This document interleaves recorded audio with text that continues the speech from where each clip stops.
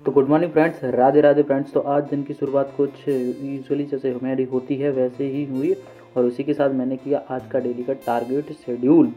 और फिर क्योंकि डेली टारगेट शेड्यूल करना कंपलसरी है, क्योंकि पता चल जाता है हमें करना क्या एक्चुअली में। ठीक है, आपको कंटिन्यूस होंगे तो आपको पता होगा। देन उसके अनुसार फिर मैंने किया टेबल को अपने सीक्वेंस में लगाया, मैं किताबों को सीक्वेंस में लगाया और मुझे पढ़ना क्या है उसी के अनुसार सबसे पहले देखा एंड टाइम के अकॉर्डिंग मैंने क्या क्या पढ़ना है। तो मेरे को पढ़ना था इसी टाइम, सुबह के टाइम मेरे को पढ़ना था, वोकेबलरी को याद करना था।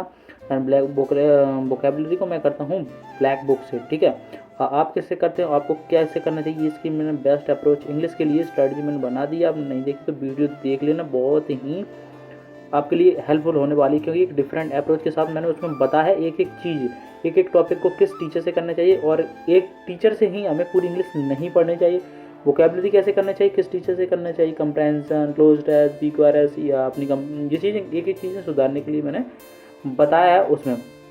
ठीक है, वोकेबलरी के एक जो डिफरेंट मेथड होता है ना वो भी मैंने बताया, क्योंकि ऐसे आप ब्लैक से बुक करोगे तो 110% आपको याद नहीं होगा, 4 दिन बाद 5 दिन बाद भूल जाओगे। आपको भी पता होगा आपने किया होगा तो।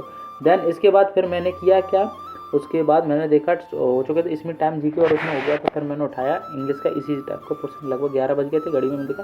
देन इंग्लिश का अब मैंने को 120 रूल, जैसे कि मैं बताता हूँ कि ग्रामर सेक्शन एक बार आप पढ़ चुके होंगे। देन उसके बाद क्या करना है, वो तो ग्रामर सेक्शन 1 से 20 रूल को मैंने किया। अदरवाइज आज था 5 से लेकर 10 रूल का रिवीजन, अगर आप जुड़े होंगे तो आपको पता होगा।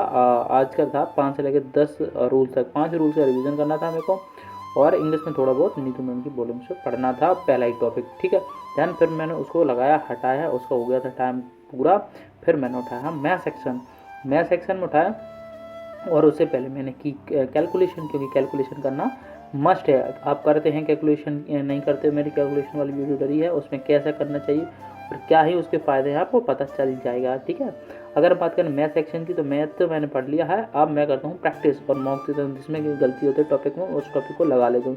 एक्चुअली करता हूँ अल्टरनेट चलता है, एक दिन अर्थमेटिक एक दिन एडवांस, इस तरीके से करता हूँ। आपको देख सकते हो कैलकुलेशन की मैंने इस तरीके से किया है।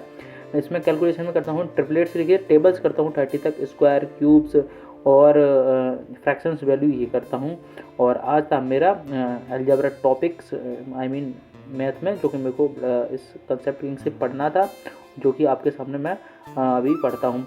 ठीक है, अगर हम बात करूँ तो अगर मैथ के टीचर की, तो मैंने गगन सर से पढ़ा है। गगन सर का एक अप्रोच क्या रहता है कि वो कोई चीज़ को काफ़ी क्वेश्चन को मन ही मन में करना सिखा देते, ये मेरे को सबसे बेस्ट अप्रोच लगी। बिकॉज ऑफ रीज़न एसएससी का यही है, टाइमिंग का पड़ जाता है। जो टाइमिंग के साथ खेलेगा वो समझो एसएससी को समेट लेगा है। तो वो रीज़न है, मैथ में सबसे ज़्यादा टाइम कंज्यूमिंग सब्जेक्ट है, आपको भी पता है और सबको पता है कि मैथ कंज्यूमिंग टाइम, तो उसी के साथ करता हूँ। और मैथ का सेक्शन मॉक भी देता हूँ मैं डे बाय डे। अगर आप इस सीरीज से कंटिन्यूस बने रहेंगे तो आई थिंक आपको 2025 में 110% कह सकता हूँ, क्योंकि मैं इस तरीके से ही मैंने टाइम टेबल को शेड्यूल करके बनाया है। आप ये जुड़े होंगे तो आपको पता होगा।